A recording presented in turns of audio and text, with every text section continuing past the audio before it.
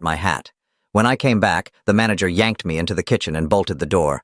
"Don't scream, just watch," he begged, pointing to the security monitor. He rewound the tape. When I saw what my son dropped into my wine while I was in the restroom, I hit the floor. "I'm glad to have you here. Follow my story until the end and comment the city you're watching from so I can see how far my story has reached. I never thought a forgotten hat would save my life." But on that Tuesday evening in October, when I walked back into Beaumont Bistro to retrieve it, I discovered something that shattered everything I believed about my son. My name is Sidney Hammond, and at 63 years old, I thought I knew who I could trust. After losing my husband Robert 2 years ago, Charles had become my anchor, my only family, or so I believed. The evening started like so many others had over the past few months. Charles called around 3 o'clock, his voice carrying that careful tone he'd been using lately, the one that made me feel like I was made of glass. "Mom, how about dinner tonight? That place you like, Beaumont Bistro?" I hesitated. We'd been there 4 times in the past 2 months, which seemed excessive for Charles, who usually preferred chain restaurants. But I was lonely and my son's attention felt precious these days. "That sounds lovely, sweetheart. 7 o'clock? Perfect. And Mom, maybe we could share a bottle of wine. You've seemed so tense lately." I frowned, touching the pearl necklace Robert had given me for our 20th anniversary. Tense? I hadn't felt tense until Charles started pointing it out. "I don't usually drink wine, you know that." "Come on, Mom, 1 glass won't hurt. You deserve to relax." There it was again, that insistent tone wrapped in concern. I found myself agreeing, though something in my chest tightened. Beaumont Bistro sat on Maple Street like a warm jewel against the October evening. The amber lights spilled through tall windows, and the familiar scent of garlic and rosemary greeted me as I stepped inside. Charles was already there, seated at table 12 near the kitchen entrance. His fingers drummed against the mahogany surface, and he kept glancing at his watch. "You're early," I said, settling into the chair across from him. The soft jazz playing overhead couldn't quite mask the tension radiating from my son. Traffic was light. He signaled the waiter immediately, which wasn't like Charles. He usually took forever to decide what to order. "Let's get that wine, shall we? The Pinot Grigio you liked last time." I didn't remember liking any Pinot Grigio, but I nodded anyway. Lately, my memory felt like Swiss cheese, full of holes I couldn't explain. Dr. Peterson had mentioned it might be early signs of cognitive decline, something that terrified me more than I cared to admit. The waiter, a young man with kind eyes, brought our wine. Charles immediately lifted his glass. "To family," he said, but his smile didn't reach his eyes.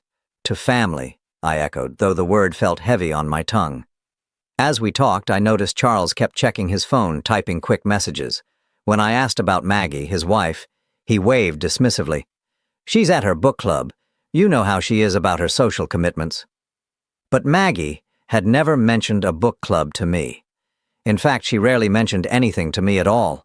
Our relationship had always been politely distant, but lately it felt actively cold. "Charles, is everything all right? You seem distracted." He looked up sharply. "Everything's fine, Mom. Why would you ask that?" "You keep looking at your watch and your phone." His jaw tightened almost imperceptibly. "I'm just making sure we don't stay out too late. You know how confused you get when your routine is disrupted." Confused. There was that word again. When had I become the confused one? When had my own son started speaking to me like I was a child? "I don't feel confused," I said quietly. "Of course you don't. That's the nature of these things." His voice carried a patience that felt practiced, rehearsed. "Dr. Peterson explained it to me. The early stages are subtle." The early stages of what? Dr. Peterson had mentioned some concerns, but nothing definitive, nothing that warranted the way Charles had been treating me like I was losing my mind. Halfway through dinner, I excused myself to visit the restroom. My reflection in the mirror showed a woman who looked older than her 63 years, tired in a way that went deeper than physical exhaustion. The overhead lighting was harsh, highlighting lines I didn't remember having 6 months ago. When I returned to our table, Charles was sliding his phone into his pocket, and there was something different about his expression. Satisfied, maybe. Or relieved. "Everything okay?" I asked. "Perfect." He lifted his wine glass again. "Drink up, Mom. You've barely touched yours." I looked down at my glass. Had I forgotten drinking half of it? The wine tasted slightly bitter, different from how I remembered Pinot Grigio tasting, but then again my taste buds weren't what they used to be. As the evening progressed, I felt increasingly drowsy. Not drunk exactly, but foggy, in a way that reminded me of the medication I'd taken after Robert's funeral. My thoughts felt wrapped in cotton, and I had to concentrate harder than usual to follow our conversation. "You should really consider updating your will, Mom," Charles said as he paid the check. "Things have changed since Dad died. You want to make sure everything is in order." "My will is fine," I managed, though speaking felt like swimming through molasses. "Is it, though? When's the last time you reviewed it? Can you even remember?" I couldn't remember, but then again, I couldn't remember much of anything lately. The doctor said stress could cause memory issues, and losing Robert had certainly been stressful. Charles helped me to my feet, his hand firm on my elbow. "Careful, Mom, you seem unsteady." I was unsteady, though I couldn't understand why. I'd only had one glass of wine, and I'd eaten a full dinner. Outside, the October air was crisp and clear, cutting through the fog in my head slightly. Charles walked me to my car, watching as I fumbled with my keys. "Maybe I should drive you home," he said, but there was something calculating in his offer. "I'm fine." The words came out more forcefully than I intended. "It's only 6 blocks." He hesitated, then nodded. "Call me when you get home." "Promise?" I promised, though part of me wondered when my son had become so controlling. Or maybe I was just noticing it for the first time. The drive home was uneventful, but by the time I reached my house on Elmwood Drive, the drowsiness was overwhelming. I barely managed to change into my nightgown before collapsing into bed, sleeping more deeply than I had in months. I woke the next morning feeling like I'd been drugged, my mouth dry and my head pounding. It wasn't until I was making my morning tea that I realized I'd forgotten my hat at the restaurant. The hat was nothing special, just a simple navy cloche that matched my outfit.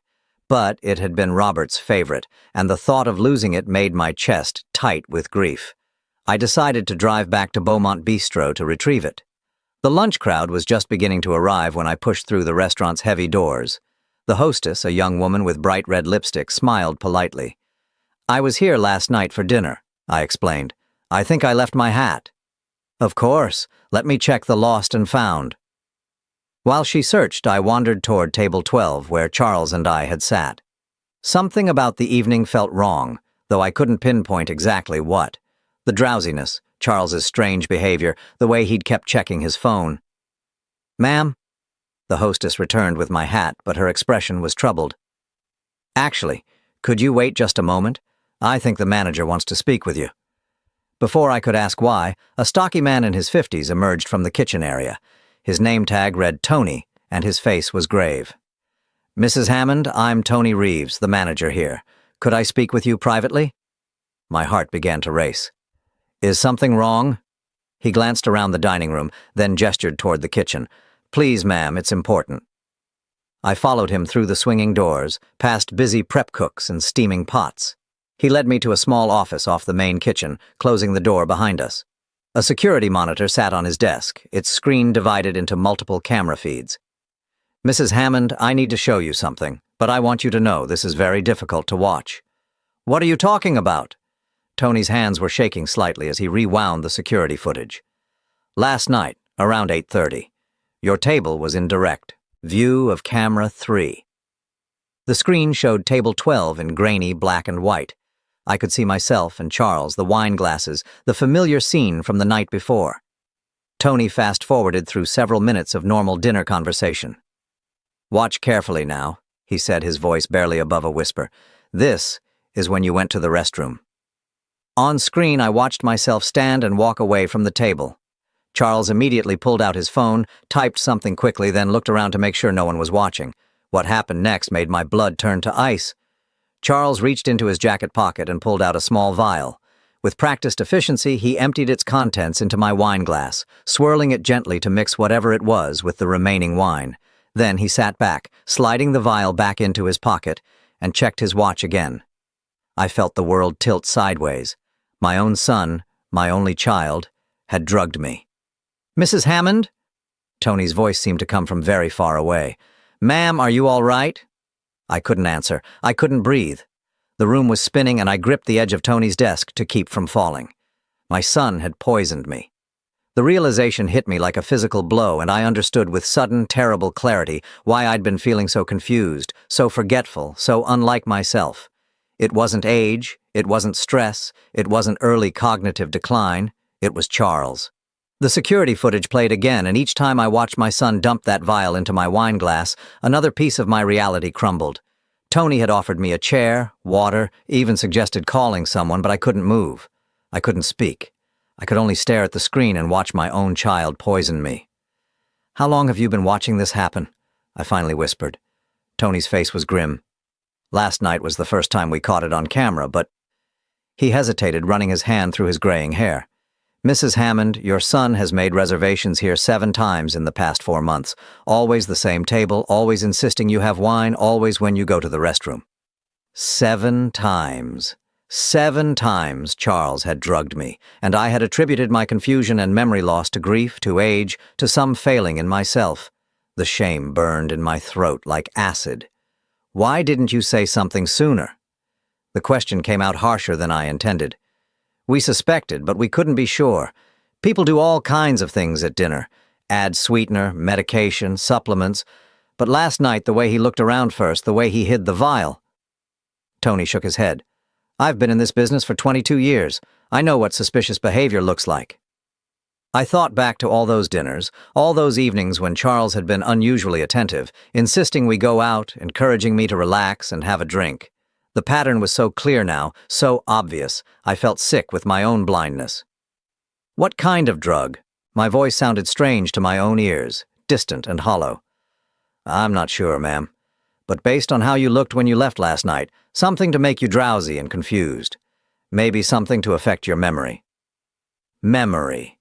The word hit me like a slap. All those conversations with Dr. Peterson about my forgetfulness, my confusion, all those worried looks from Charles when I couldn't remember conversations we'd supposedly had, all those gentle corrections when I misremembered events. "Oh my God," I breathed. "The doctor visits?" Tony leaned forward. "What about them?" "I've been seeing Dr. Peterson about memory issues. He's been concerned about early signs of cognitive decline." The pieces were falling into place with sickening clarity. "Charles has been coming with me to these appointments. He's been describing my symptoms to the doctor." The symptoms Charles himself was causing. Tony's expression darkened. "Ma'am, I think you need to call the police." "No." The word came out faster than I'd intended. "Not yet.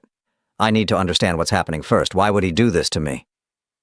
But even as I asked the question, possibilities were forming in my mind.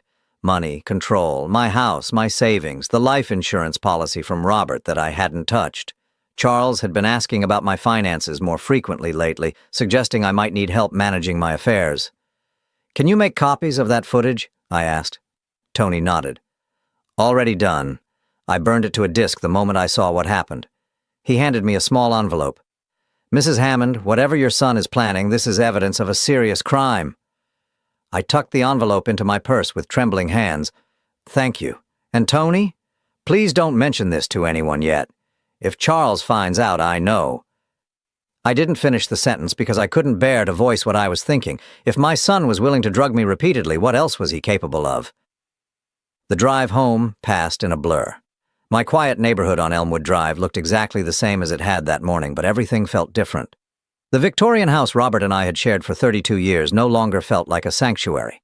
It felt like a trap. Inside, I made a cup of tea with shaking hands, trying to process what I'd learned. The kitchen smelled like the lavender sachets I kept in the drawers, the same comforting scent that had always meant home. Now it just reminded me how alone I was. I sat at my kitchen table, the same table where I'd fed Charles breakfast every morning for 18 years, where I'd helped him with homework, where we'd planned his wedding to Maggie. The irony was crushing. My phone rang, Charles's name lighting up the screen. For a moment I considered not answering, but I needed to act normal. I needed to think. "Hi, sweetheart." "Mom, how are you feeling today? You seemed pretty tired last night." The concern in his voice was perfect. Practiced. How long had he been perfecting this act? "I'm fine," I managed. "Just a little foggy this morning." That's what I was worried about. These episodes seemed to be getting more frequent. There was a pause and I could hear him typing, always coordinating with someone. "I think we should schedule another appointment with Dr. Peterson." Another appointment. Another chance for Charles to describe symptoms he was creating, to paint a picture of a woman losing her mind. I felt nauseous. Maybe you're right, I said, forcing my voice to stay steady. Good. I'll call his office this afternoon. And Mom, I was thinking maybe Maggie and I should start helping you with some of your paperwork, bills, financial planning, that sort of thing, just until we get a better handle on these memory issues. Financial planning. There it was. The real reason for months of careful poisoning. Charles wanted control of my money. That's very thoughtful, I said, each word feeling like swallowing glass. But I'm managing fine. Are you, though? Last night you seemed really confused about some basic things, and last week you forgot our dinner plans completely. I hadn't forgotten dinner plans because there hadn't been any dinner plans, but if Charles said there had been, if he'd told Dr. Peterson I was forgetting things, who would believe me? We'll talk about it later, I said. I should go. Of course, rest up. I'll check on you tomorrow. He would check on me tomorrow, like the dutiful son he'd trained everyone to believe he was, like the concerned child taking care of his aging mother. After I hung up, I sat in silence, staring at the family photos on my refrigerator. Charles at his high school graduation, beaming with pride. Charles on his wedding day, his arm around Maggie, both of them laughing. Charles holding my first grandchild, a child who had miscarried at 3 months, a loss that had devastated all of us. Or had it devastated all of us? I found myself questioning everything now, every memory, every moment of shared grief or joy. How long had Charles been capable of this level of deception? I pulled out the disc Tony had given me and stared at it. 22 years of believing I knew my son, and this small piece of plastic contained proof that I didn't know him at all. My phone buzzed with a text message from Charles. Love you, Mom. Just want to make sure you're taken care of. The casual cruelty of it took my breath away. Even his expressions of love were manipulations now, ways to make me doubt my own perceptions, to make me grateful for his attention even as he systematically destroyed my autonomy. I thought about Robert, about how he'd worried about leaving me alone. Charles will take care of you, he'd said in those final weeks. He's a good man, Sydney. He loves you. Robert had been wrong. Or maybe Charles had changed after his father's death. Maybe grief had broken something in him, or maybe the person I thought I'd raised had never existed at all. I walked through my house, really looking at it for the first time in months. Robert's reading chair in the study, still positioned exactly where he'd left it. The grandfather clock in the living room that chimed every hour, marking time I no longer felt I could trust. The photographs on the mantel, a lifetime of memories that now felt contaminated by doubt. In Robert's study, I found the files I'd been avoiding since his death. Insurance policies, investment accounts, the deed to the house. Everything was in my name now, everything Charles would inherit when I died. But what if he didn't want to wait? I sat at Robert's mahogany desk and opened my laptop, something I'd been doing less and less lately because the computer seemed to confuse me more than it used to. But now I wondered if that confusion had been chemically induced. I searched for information about drugs that could cause memory loss, confusion, disorientation. The list was terrifyingly long. Benzodiazepines, sleep aids, even some antihistamines in large enough doses. All of them could cause exactly the symptoms I'd been experiencing. Then I searched for something else. Financial elder abuse. The statistics were staggering. Family members were responsible for the vast majority of financial crimes against older adults. Sons and daughters trusted with power of attorney, slowly draining their parents' accounts. Adult children convincing doctors their parents were incompetent, then taking control of their finances. It was a playbook, and Charles was following it perfectly. My phone rang again, Maggie's name this time. I almost didn't answer, but curiosity won out. Sydney, how are you feeling? Her voice carried the same practiced concern as Charles's. I'm fine, Maggie, why? Charles mentioned you had another one of your confused episodes last night. He's really worried about you. Another one of my confused episodes, as if they were a regular occurrence, as if everyone knew about them except me. I'm not confused, I said carefully. There was a pause, the kind of pause people make when they're choosing their words carefully. Of course you don't feel confused, Sydney, that's part of the condition. Charles and I were talking, and we think it might be time to consider getting you some additional help around the house. Additional help, a caregiver, probably. Someone to monitor me, to make sure I was taking my medication, to witness my declining mental state. Someone who could testify later that Sydney Hammond was clearly not competent to manage her own affairs. That won't be necessary, I said. Well, we can discuss it when you're feeling more like yourself. Another pause. Charles is setting up that appointment with Dr. Peterson. We want to make sure you get the help you need. After Maggie hung up, I sat in Robert's chair and tried to remember the last time I'd felt truly like myself. It had been months, maybe longer. The drugging explained the recent incidents, but what about before that? Had Charles been planning this since Robert's death? Had he been waiting for me to be vulnerable, alone, dependent on him? I thought about the will Maggie had mentioned, the documents Charles wanted me to review. I pulled out my copy from the filing cabinet and read through it carefully. Everything was straightforward. Charles would inherit the house, the savings, the investments. But there were conditions, safeguards Robert had insisted on. Charles couldn't sell the house for 5 years. The money was tied up in a trust that distributed gradually over time, unless I was declared incompetent. Then, Charles would have immediate access to everything. The realization hit me like a physical blow. This wasn't just about money, this was about erasing me entirely, making me disappear into my own confusion while my son took control of everything Robert and I had built together. But I wasn't confused anymore. I was angry. And for the first time in months, my mind felt completely, crystal clear. I spent the next 3 days pretending to be the confused, forgetful woman Charles needed me to be, while secretly investigating the scope of his betrayal. What I discovered was worse than I had imagined. It started with my medical files. Dr. Peterson's office was happy to send me copies of my records when I called, claiming I needed them for insurance purposes. When the thick manila envelope arrived, I spread the contents across Robert's desk with trembling hands. The pattern was devastating in its clarity. Beginning 6 months ago, right after Robert's funeral arrangements were finalized, Charles had started documenting my supposed mental decline. According to these reports, I had been forgetting conversations, losing track of time, becoming confused during simple tasks.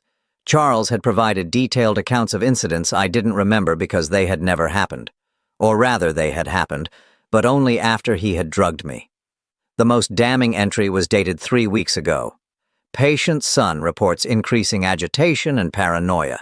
Mrs. Hammond accused him of moving her things and became angry when he couldn't locate items she claimed to have placed in specific locations. Recommend cognitive evaluation and consideration of mild anti-anxiety medication to ease transition to assisted care. I had never accused Charles of moving my things, but I had been confused about where I'd put certain items, confused because whatever drug he was using affected my short-term memory. And Dr. Peterson had recommended anti-anxiety medication, which Charles could easily manipulate or increase to make me even more compliant. My hands shook as I reached for the phone to call Dr. Peterson's office directly. I'd like to schedule an appointment, I told the receptionist, but I'd prefer to come alone this time, without my son. There was a pause. Mrs. Hammond, your son specifically requested that he be notified of all appointments. He's very concerned about your condition. I understand, but I'm still capable of making my own medical decisions. Another pause, longer this time. Of course, ma'am, but given your recent diagnosis. What diagnosis? The silence stretched uncomfortably. Mrs. Hammond, perhaps you should discuss this with your son or Dr. Peterson directly. I hung up, my heart racing. What diagnosis? What had Charles told them that I didn't know about? I called back and asked to speak to Dr. Peterson immediately.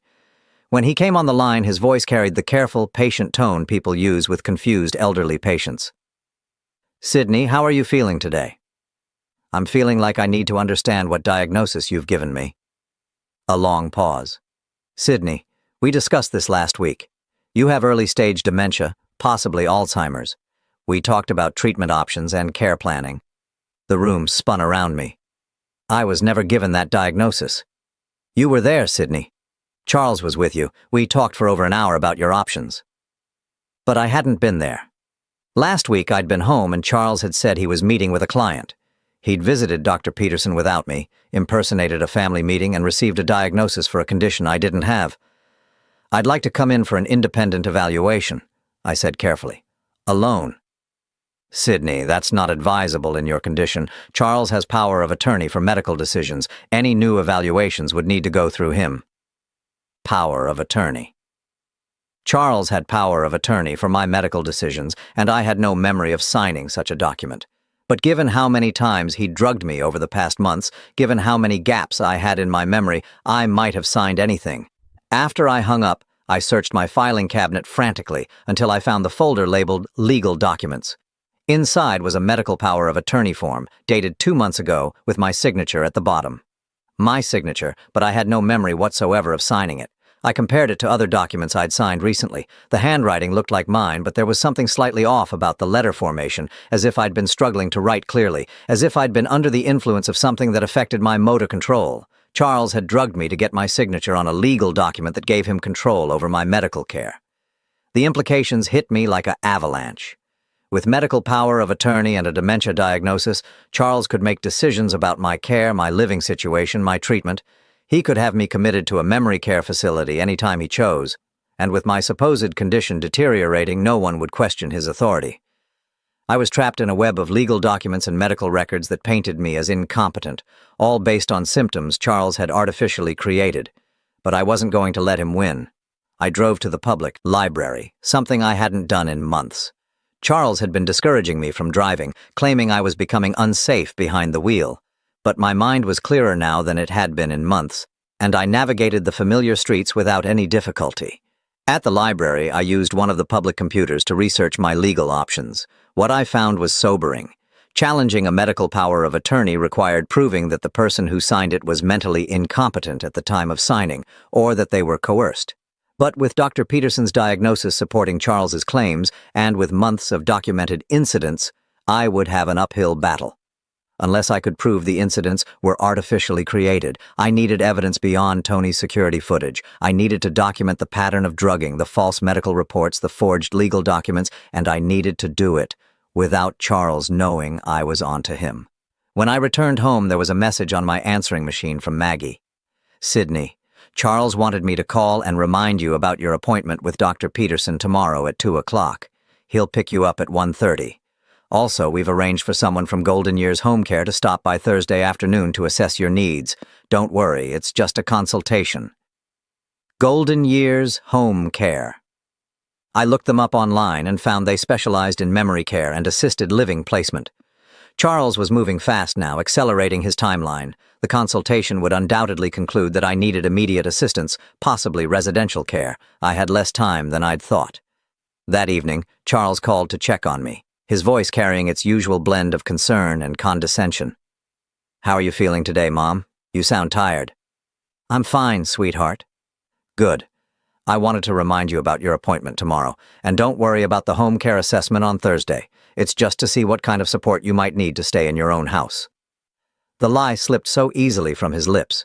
Charles had no intention of letting me stay in my house. He wanted me declared incompetent so he could access my assets immediately, and he needed me in a controlled environment where my protests could be dismissed as confusion or paranoia.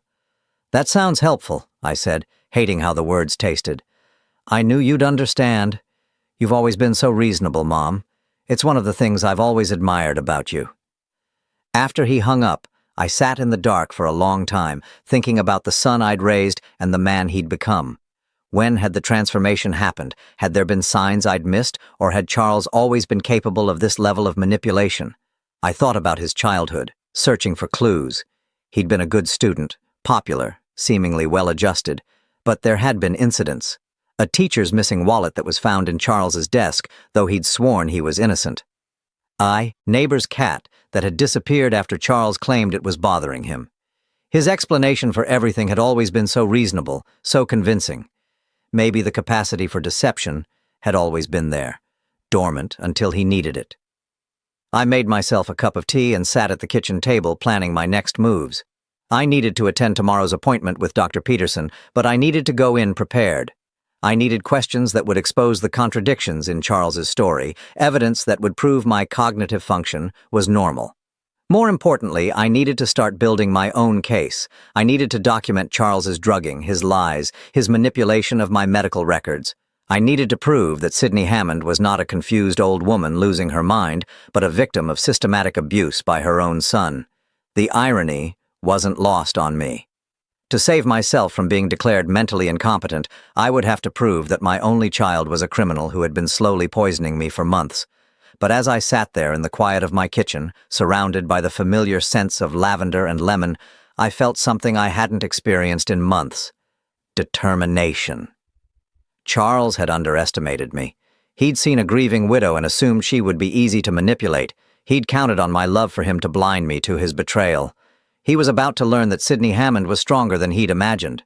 The next morning, I prepared for my appointment with Dr. Peterson like I was preparing for battle. I dressed carefully in my navy suit, the one that made me look competent and professional. I practiced speaking clearly and confidently, ready to challenge any suggestion that I was confused or forgetful. Most importantly, I brought a small digital recorder, hidden in my purse. Whatever happened in that appointment, whatever lies Charles told or false diagnoses Dr. Peterson offered, I would have evidence.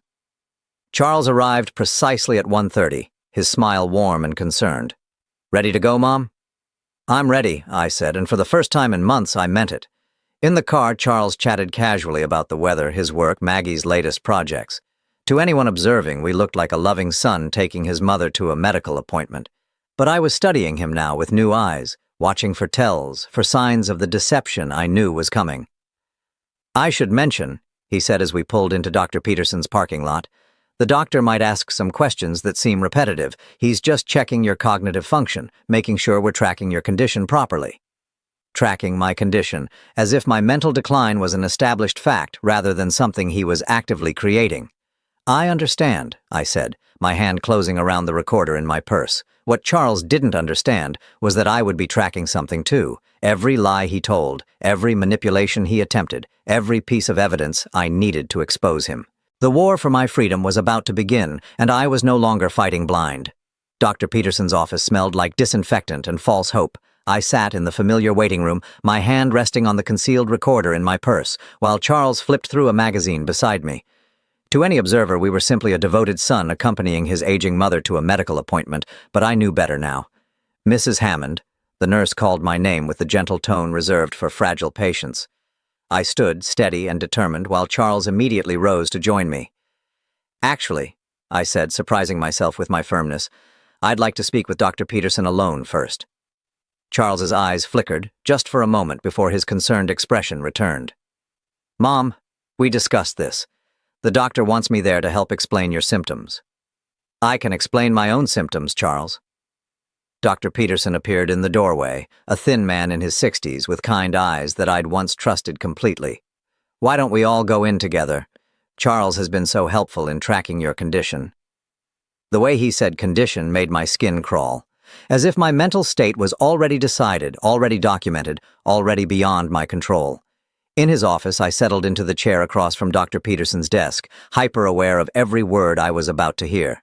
Charles took the chair next to me, his hand resting protectively on my shoulder in a gesture that would have seemed loving to anyone who didn't know the truth. I quietly activated the recorder. "Sydney, how have you been feeling since our last visit?" Dr. Peterson asked, consulting his notes. "I feel fine, clear-headed, alert." I spoke carefully, enunciating each word. "In fact, I don't remember our last visit. When exactly was it?" Charles squeezed my shoulder. "Mom, we were here last Tuesday. We talked about your diagnosis." "I wasn't here last Tuesday. I was home all day working in my garden." Dr. Peterson's expression grew concerned. "Sydney, you were definitely here. We had a lengthy discussion about your test results and treatment options." "What test results? I haven't taken any cognitive tests." The doctor and Charles exchanged a look that made my blood boil. The look said, "See? This is exactly what we're dealing with." "Mom," Charles said gently, "you took the mini mental state exam. You scored 18 out of 30. Dr. Peterson explained that anything below 24 indicates cognitive impairment." I stared at him. "I never took any test." "You did," Dr. Peterson said softly. "Charles, perhaps you could step out for a moment. Let me speak with your mother privately." Charles hesitated. "Are you sure that's wise? She's been having more episodes lately." "What episodes?" I demanded. "Just this morning you couldn't remember where you put your car keys. Yesterday you called me 3 times asking the same question about your medication." None of this was true. My car keys had been exactly where I always kept them. I hadn't called Charles at all yesterday, let alone 3 times, but if this was what he'd told Dr. Peterson, if this was the pattern he'd been establishing for months, I'll be fine, Dr. Peterson assured Charles. Just a few minutes. After Charles reluctantly left, the doctor leaned forward, his expression sympathetic. Sydney, I know this is difficult. Memory loss can be frightening and confusing, but Charles has been documenting concerning changes in your behavior for months now. What if I told you that Charles has been drugging me? Dr. Peterson blinked. Drugging you? What if I told you that everything he's reported about my confusion and memory loss has happened only after he's given me something? That I have video evidence of him putting drugs in my wine? The silence stretched between us. Then Dr. Peterson spoke, his voice infinitely gentle. Sydney, paranoid delusions are unfortunately common in early-stage dementia. The feeling that family members are plotting against you, that medication is being tampered with. These are classic symptoms. Paranoid delusions, classic symptoms. In 30 seconds, he dismissed my accusations and turned them into proof of my mental illness. I'm not delusional, I said firmly. I have security footage from Beaumont Bistro showing Charles putting something in my drink. Sydney, I know you believe that's what you saw, but sometimes our mind plays tricks on us. Charles loves you. He's been taking such good care of you. I felt the walls closing in. This was the trap Charles had built so carefully. Any protest I made could be dismissed as confusion. Any accusation could be labeled as paranoia. The more insistent I became about the truth, the more it would seem to prove his case. What would it take, I asked carefully, for you to believe me? Dr. Peterson considered this. Well, if Charles were actually drugging you, there would be evidence. Blood tests showing the presence of unauthorized substances. Physical evidence of the drugs themselves. Blood tests. Charles would never allow me to get blood tests that might reveal what he'd been giving me, and any drugs would be long out of my system by now. And if I could get those tests done independently? Sydney, that's not how this works. Charles has medical power of attorney. All tests and treatments have to go through him. Of course they did. Charles had thought of everything. When Charles returned to the office, his expression was carefully arranged into concern mixed with sadness. How is she doing, doctor? She's experiencing some paranoid thoughts about being drugged. Very typical for this stage of the condition. Charles sighed heavily. She's been saying things like that at home, too. Yesterday, she accused me of going through her mail. Last week, she thought Maggie had moved her jewelry. He paused, looking directly at me with what anyone else would interpret as love. Mom, you know, we would never hurt you, right? The performance was flawless. Charles's voice carried just the right mix of patience and pain, the suffering of a devoted son watching his mother slip away. If I hadn't known the truth, I would have believed him completely. I'm not confused, I said, but even to my own ears, the words sounded weak. Of course you don't feel confused, Dr. Peterson said kindly. That's part of the condition. But Charles, I think we need to discuss next steps. Sydney's condition seems to be progressing more rapidly than we initially expected. Next steps. I felt the trap closing tighter. Charles nodded gravely. That's what I was afraid of. The home care assessment is scheduled for tomorrow. Maggie and I have been researching memory care facilities, just in case. That might be wise, Dr. Peterson agreed. Sydney would benefit from a structured environment with trained professionals. They were talking about me as if I wasn't there, as if I was already incapable of making my own decisions. The cruelty of it took my breath away. I want a second opinion, I said suddenly. Both men turned to look at me. Charles's expression never wavered, but something flickered behind his eyes. Of course, Dr. Peterson said, but any referral would need to go through Charles, and the new doctor would need access to all your current medical records and test results. The records that Charles had helped create. The test results from tests I'd never taken. The second opinion would be based on lies, and would undoubtedly reach the same conclusion. I understand, I said quietly, though what I understood was that I was completely trapped in a system that Charles had manipulated to serve his purposes. In the car afterward, Charles was unusually quiet. Finally, as we pulled into my driveway, he spoke. Mom, I know this is scary, but Dr. Peterson and I only want what's best for you. I looked at my house, the home I'd shared with Robert for over 30 years, the place where I'd planned to live out the rest of my days. Charles was going to take it away from me, along with my freedom, my autonomy, and my dignity. "I know you do, sweetheart," I said, and the lie tasted like ash in my mouth. That evening after Charles left, I sat in Robert's study and listened to the recording I'd made. Hearing it played back was even more devastating than living through it. The way Dr. Peterson had dismissed my accusations, the way Charles had smoothly provided explanations for incidents that had never happened, the way they'd discussed my future as if I was already gone. But the recording also gave me something valuable. Evidence of how the conspiracy worked, how Charles was manipulating the medical system to support his narrative. If I could get an independent evaluation, if I could find a doctor who wasn't influenced by Charles's version of events, I researched lawyers who specialized in elder abuse, memorizing names and contact information. I couldn't call from my home phone. Charles might have access to those records, but I could use a payphone or the phone at the library. Tomorrow the home care assessor would come, and they would undoubtedly conclude that I needed immediate supervision. Then Charles would move quickly to have me placed in a facility where my protests could be dismissed as the ramblings of a confused old woman. I had perhaps 48 hours to expose the truth before I lost everything. As I sat there in the gathering darkness, I thought about the Charles I'd raised, the little boy who'd once brought me dandelions and called them flowers. When had that child become someone capable of this level of cruelty? Or had I been blind to his true nature all along, seeing only what I wanted to see? It didn't matter now. What mattered was that I finally understood the game he was playing, and I was going to find a way to beat him at it. The next morning, I woke with a clarity I hadn't felt in months. Charles expected me to be confused, forgetful, easily manipulated, but I was none of those things. I was a 63-year-old woman with a sharp mind and a will to survive, and I was not going down without a fight. The home care assessor would arrive at 2 o'clock, expecting to find an elderly woman in cognitive decline. Instead, they would meet someone who was very much in control of her faculties. I had a performance of my own to give, and everything depended on getting it right. The home care assessor arrived exactly at 2 o'clock, as promised. Mrs. Catherine Walsh was a woman in her 50s, with kind eyes and a clipboard full of forms designed to measure my capacity for independent living. What she didn't know was that I had spent the morning preparing for the most important performance of my life. Charles and Maggie flanked me on the living room sofa like concerned guards, their expressions perfectly calibrated to show loving worry. I sat between them, playing the role they expected, a confused elderly woman who needed their protection.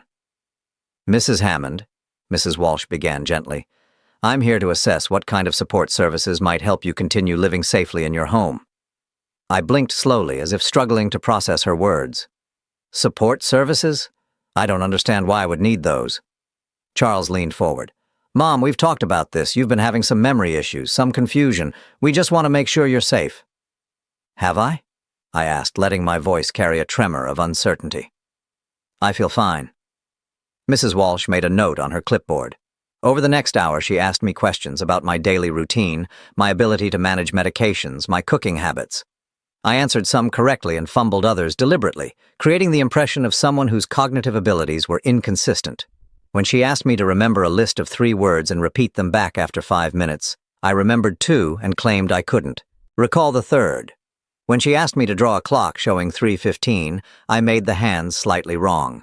Every mistake was calculated to support Charles's narrative without being so obvious as to seem intentional.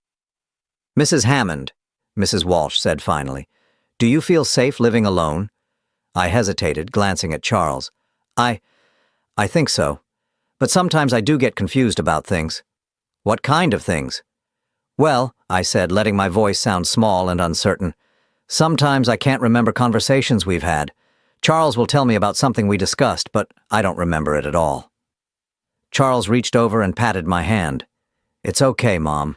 That's why we're here to help."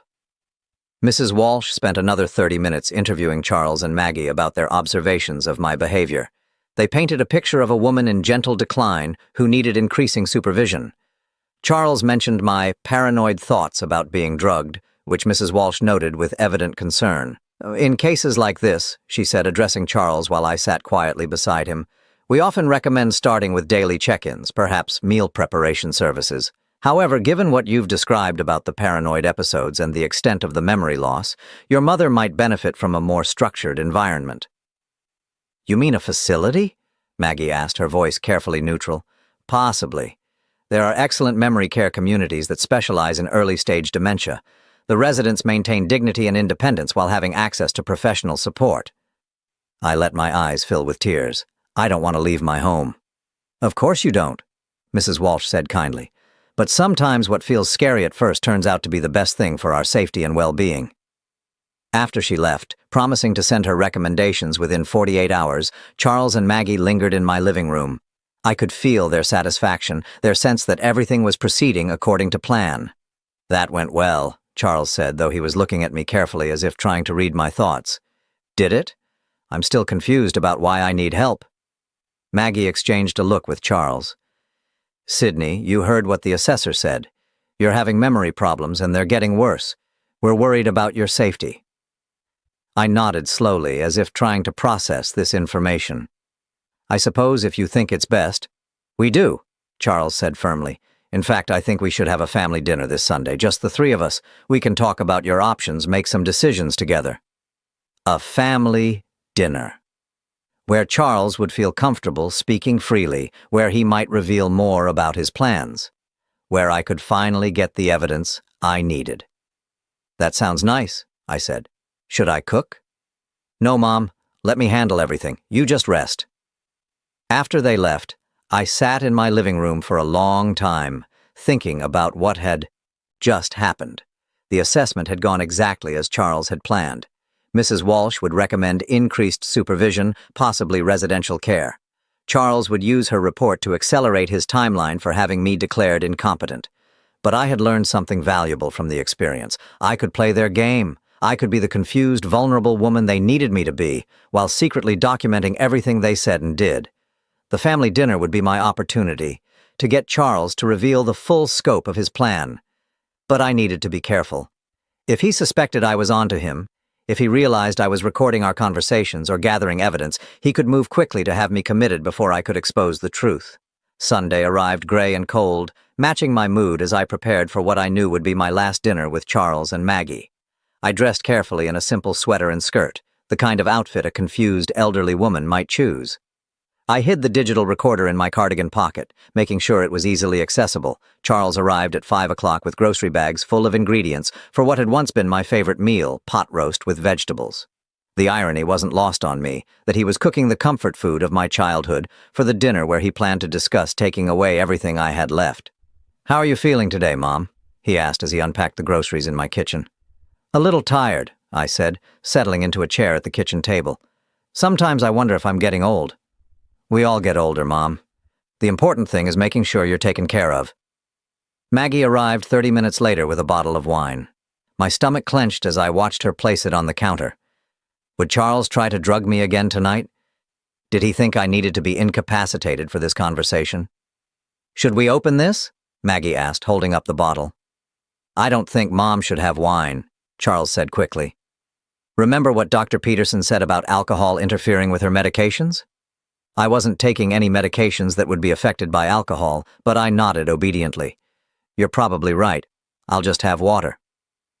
As Charles cooked, he kept up a steady stream of conversation about inconsequential things, the weather, his work, Maggie's new hobby of pottery. But I could sense the tension underneath, the weight of what he planned to discuss. During dinner, the conversation gradually shifted to more serious topics. "Mom," Charles said, cutting his pot roast into precise pieces, "Maggie and I have been thinking about what Mrs. Walsh said, about your options." "What did she say again? I'm having trouble remembering." "She recommended increased supervision, possibly a care facility that specializes in memory issues." I looked up from my plate, letting confusion cloud my features. "A care facility? You mean like a nursing home?" "Not a nursing home," Maggie said, quickly. "More like an assisted living community, a place where you'd have your own apartment but with people to help you with daily tasks." "But I like my house. Robert and I were so happy here." Charles reached across the table and took my hand. "I know, Mom, but Robert wouldn't want you to be unsafe. He'd want you to be somewhere you could get the help you need." "What kind of help?" "Help remembering to take your medications, help with cooking and cleaning, help when you get confused or scared." I let tears gather in my eyes. Do I get confused and scared? Sometimes, Charles said gently, like when you thought someone was drugging your wine at the restaurant, or when you accused me of going through your mail. I had never accused him of going through my mail, but I nodded as if I remembered.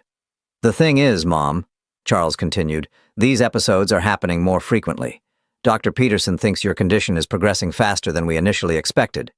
What condition? Your dementia, Mom. We've talked about this. I stared at him blankly. I have dementia? Charles and Maggie exchanged a look. Yes, Mom. Early-stage Alzheimer's disease. That's why you've been having memory problems. But I feel fine. People with dementia often feel fine, Maggie explained. That's part of the disease. It affects your ability to recognize your own symptoms. This was the opening I'd been waiting for. I activated the recorder in my pocket. I don't understand, I said, making my voice small and frightened.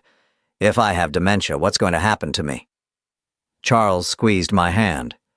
We're going to take care of you, Mom. That's what families do. But how? I mean, what about my house, my money, all the things Robert and I saved? Don't worry about any of that, Charles said smoothly. I'll handle all the financial stuff. That's why you gave me power of attorney, remember? Did I? Yes, Mom. A few months ago, you signed the papers because you were worried about making mistakes with your bills and investments. I hadn't signed any papers willingly, but I nodded as if trying to remember. So you'll take care of everything? Everything, Charles confirmed. Your house, your savings, your investments. I'll make sure it's all managed properly. What about when I die? Will you inherit everything? Charles hesitated for just a moment. Mom, let's not talk about that right now. But I want to know. Robert always said the house should stay in the family. It will stay in the family, Maggie said. Charles's family. But what if Charles dies before me? What happens then? Another hesitation. Well, then Maggie would inherit everything. But Mom, that's not going to happen. We're going to take care of you for many years to come. I nodded, filing away this information. If I died or was declared permanently incompetent, Charles would inherit everything immediately. If Charles died first, Maggie would get everything. They had planned for all contingencies. There's something else we need to discuss, Charles said, refilling his water glass. The care facility has a waiting list, but there's been a cancellation. They have an opening next week. Next week? I let my voice rise in panic. But I'm not ready. I don't understand what's happening. That's why we need to move quickly, Maggie said, before you get more confused, while you can still participate in the decision. But what if I don't want to go? Charles's expression hardened almost imperceptibly. Mom, you're not capable of making that decision anymore. That's why I have power of attorney. It's my responsibility to keep you safe, even if you don't understand what's best for you. There it was. The admission I needed. Charles was planning to use his fraudulent power of attorney to force me into a care facility against my will while taking control of my assets. I'm scared, I whispered, and for once I didn't have to fake the emotion. I know you are, Charles said, his voice softening, but you don't need to be scared. We'll visit you all the time, and you'll make new friends, people who understand what you're going through, people who wouldn't believe me when I told them I'd been drugged and manipulated, people who would see my protests as symptoms of my disease. When would I move? I asked. Next Thursday, Charles said. That gives us a few days to pack your things and get everything sorted. 4 days. I had 4 days to expose Charles before he could have me committed to a memory care facility where my voice would be silenced forever. I think I need to lie down, I said, standing shakily. This is all very overwhelming. Of course it is, Maggie said. Why don't you rest? We'll clean up here. As I walked toward my bedroom, I heard Charles and Maggie talking quietly in the kitchen. I paused in the hallway, straining to hear. Do you think she suspects anything? Maggie asked. No, Charles replied. She's exactly where we need her to be. Confused, compliant, ready to accept whatever we tell her. And the house? We can put it on the market as soon as she's settled in the facility. The real estate agent thinks we can get at least $500,000 for it. What about the investments? Those will take a little longer to access, but once she's been in care for 6 months, I can petition the court to have her declared permanently incompetent. Then we'll have complete control over everything. My hands shook as I listened to them plan my future, my erasure, my disappearance into a system designed to silence me. But I had what I needed now. I had their confession, recorded in their own words. In my bedroom, I sat on the edge of the bed and listened to the recording I'd just made. Charles and Maggie discussing my fake diagnosis, my fraudulent power of attorney, their timeline for taking my house and assets. It was all there, clear and undeniable. Now I just had to figure out how to use it before Thursday arrived. Monday morning, I woke with the clarity of someone who had finally stopped pretending to be someone else. For months, I had been playing the role of a confused, deteriorating woman, because that's what Charles needed me to be. But today I was going to be Sydney Hammond, sharp, determined, and ready to fight for her life. I had 3 days before Charles planned to move me to the memory care facility. 3 days to expose his lies and reclaim my freedom. My first call was to Eleanor Patterson, my late husband's cousin, and the only family member I trusted completely. Eleanor lived 2 states away in North Carolina, which had probably saved her from Charles's manipulation. When she answered the phone, her voice was warm with surprise. "Sydney, what a lovely surprise. How are you holding up?" "Eleanor, I need your help, and I need you to listen carefully to what I'm about to tell you." I spent the next hour explaining everything. The drugging, the false medical records, the forged power of attorney, Charles's plan to have me committed. I played her the recordings I'd made, including the damning conversation from Sunday's dinner. The silence on the other end stretched so long I thought we'd been disconnected. "Eleanor? I'm here." Her voice was shaking with rage. "Sydney, that boy is trying to kill you. Maybe not physically, but he's trying to erase you completely." "I know, but I need help proving it. I can't do this alone." "You're not alone. Give me 2 hours to make some calls. I have a friend who's a retired federal prosecutor. She'll know exactly what to do." After Eleanor hung up, I called Tony at Beaumont Bistro. "Mrs. Hammond, I've been worried about you. How are you doing?" "I need that security footage, Tony, and I need you to be willing to testify about what you saw." "Of course. Anything you need." "There's more. I have reason to believe my son has been systematically poisoning me for months, not just that one night. Do you keep footage from previous visits?" "We archive everything for 90 days. If you can give me dates, I can pull whatever we have." I gave him 6 dates from the past 3 months when Charles had insisted on taking me to dinner. If the pattern was consistent, if Charles had been drugging me regularly, Tony would have evidence of multiple incidents. My next call was to a locksmith. If Charles had keys to my house, if he'd been coming and going without my knowledge, I needed to secure my home immediately. While I waited for the locksmith to arrive, I went through my house systematically, looking for evidence of tampering. In my medicine cabinet, I found 2 prescription bottles I didn't recognize. Sleep aids prescribed by Dr. Peterson that I had no memory of receiving. The dates on the bottles corresponded with some of my worst episodes of confusion and memory loss. Charles had been supplementing the restaurant druggings with medication I wasn't aware I was taking. I took photos of everything, the medicine bottles, the forged power of attorney documents, the medical records showing tests I'd never taken. I uploaded the photos to a cloud storage account that Charles couldn't access, along with the audio recordings from Sunday's dinner. The locksmith arrived at noon and changed all my locks within an hour. When he handed me the new keys, I felt like I was reclaiming my own home. At 2 o'clock, Eleanor called back. "Sydney, my friend Patricia wants to conference you in with a detective she knows in your area. Detective Maria Santos specializes in elder abuse cases. Can you talk now?" For the next hour, I told my story to Detective Santos, who listened without interruption. When I finished, she was quiet for a long moment. "Mrs. Hammond, this is one of the most sophisticated elder abuse cases I've encountered. Your son has created an entire false reality to support his claims. But you've done something remarkable. You've documented everything. The recordings alone are enough to charge him with conspiracy and fraud. What happens next? We're going to need you to file a formal complaint, and we'll need to get you to a hospital for blood and urine tests to see if any drugs are still in your system. Do you feel safe staying in your house tonight?" "Yes, I changed the locks." "Good. Can you come to the station tomorrow morning? We'll start the process of getting your medical power of attorney revoked and exposing what your son has been doing." That evening, Charles called to check on me, as he had every evening for months. "Hi, Mom. How are you feeling today?" For the first time in months, I answered honestly. "I'm feeling clear-headed, Charles. Clearer than I've been in a long time." There was a pause. "That's good. Are you excited about moving on Thursday? I think you're going to love Sunset Manor." Sunset Manor. Even the name was designed to evoke peaceful endings. Actually, Charles, I've been thinking about our conversation yesterday, about the power of attorney. What about it? I was wondering if you could bring me the original documents. I'd like to read through them again. Another pause, longer this time. Mom, you don't need to worry about that paperwork. It's all taken care of. But I'd like to see it. It's my signature, isn't it? I should be able to read what I sign. Mom, you're getting confused again. We've been through this. Dr. Peterson said, "What if I told you I never took those cognitive tests? What if I told you I was never diagnosed with dementia?" The silence stretched between us like a chasm. Mom, this is exactly what Dr. Peterson warned us about.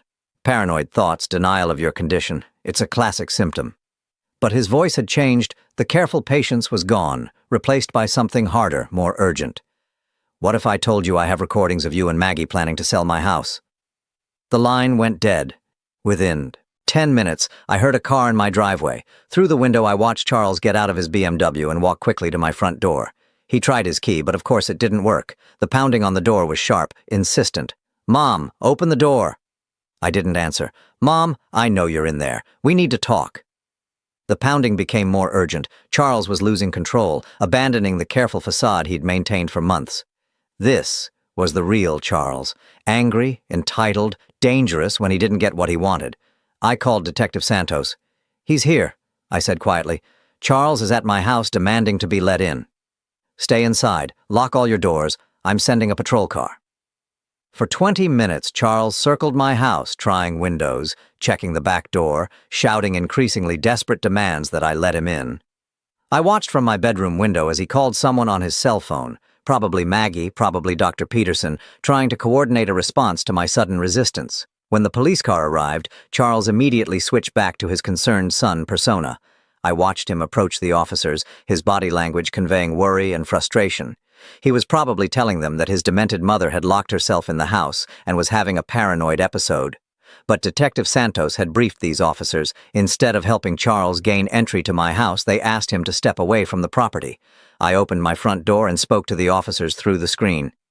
"Mrs. Hammond, are you all right?" "I'm fine, officer, but I don't want my son on my property." Charles stepped forward. "Officers, my mother has Alzheimer's disease. She's confused and frightened. I have medical power of attorney." "Sir, we're going to need to see documentation of that power of attorney, and we're going to need to speak with Mrs. Hammond privately." The look Charles gave me through the screen door was unlike anything I'd ever seen from him before. Not the practiced concern, not the patient love, but pure hatred. In that moment, I saw who my son really was, someone who viewed me not as his mother but as an obstacle to be removed. The next morning, I sat in Detective Santos's office, signing formal complaints and providing evidence. Tony from Beaumont Bistro brought security footage from 6 different evenings, showing Charles drugging my drinks with mechanical precision. The hospital had confirmed traces of benzodiazepines in my system, drugs that weren't prescribed to me and that I had never knowingly taken. Dr. Peterson's office was being investigated for their role in the conspiracy. The medical records showing false diagnoses and fake test results were being examined by experts who could prove they were fraudulent. Most importantly, a judge had granted an emergency order revoking Charles's power of attorney and freezing any access he had to my accounts. "What happens now?" I asked Detective Santos. "Now, we prosecute. Charles and Maggie will be charged with conspiracy, fraud, and elder abuse. Dr. Peterson's involvement is still being investigated, but he'll likely face charges for falsifying medical records." "And me?" "You get your life back, Mrs. Hammond, your real life, not the one they were trying to create for you." That afternoon, I drove to Sunset Manor, the memory care facility where Charles had planned to imprison me. It was a pleasant enough place with comfortable common areas and cheerful staff. But it was still a place where people went to disappear quietly, where their protests could be dismissed as symptoms of their disease. I introduced myself to the director and explained why I was there. "We had no idea," she said, horrified. "Your son seemed so concerned, so devoted. He said you were in denial about your condition." I imagine he was very convincing. What can we do? Help other families recognize the warning signs. Not everyone who claims a family member needs care is telling the truth. 6 months later, I testified at Charles's trial. He sat at the defense table in an expensive suit, looking like the successful businessman he'd always appeared to be. But the evidence was overwhelming. The security footage, the forged documents, the false medical records, the recorded conversations. Maggie had pleaded guilty and testified against Charles in exchange for a reduced sentence. Dr. Peterson had lost his medical license and was facing criminal charges. The careful conspiracy they'd built to erase me had collapsed completely. Charles was sentenced to 8 years in prison for elder abuse, fraud, and conspiracy. As the bailiff led him away, he looked back at me one last time. There was no remorse in his expression, no recognition of what he'd done, only anger that his plan had failed. I felt nothing for him. Not sadness, not anger, not even disappointment. The Charles I had loved, the son I had raised, had never really existed. He had been a mask worn by someone who saw me only as an asset to be acquired. Today I live alone in the house Robert and I shared for 32 years. I take no medications except vitamins. I drive wherever I want to go, manage my own finances, and make my own decisions about my care and my future. Eleanor visits regularly, and I've reconnected with other family members who had been told I was too confused to maintain relationships. I've also become an advocate for elder abuse prevention, working with Detective Santos to help other families recognize the warning signs of financial exploitation. The irony isn't lost on me that Charles's attempt to have me declared mentally incompetent actually proved how sharp my mind really was. I had outsmarted him, outmaneuvered him, and ultimately outlasted him. I'm 74 years old now, and I've never felt more like myself. Every morning I wake up in my own bed, in my own house, living my own life on my own terms. I water my garden, read my books, and remember everything clearly. The confusion is gone. The memory lapses have disappeared. The woman Charles tried to erase has been reborn, stronger and more independent than ever. I survived my own son's attempt to destroy me, and in doing so, I discovered something I'd forgotten in the grief after Robert's death. Sidney Hammond is a force to be reckoned with. Charles had underestimated me. He thought a grieving widow would be easy prey, someone he could manipulate and control without resistance. He was wrong, and I am free.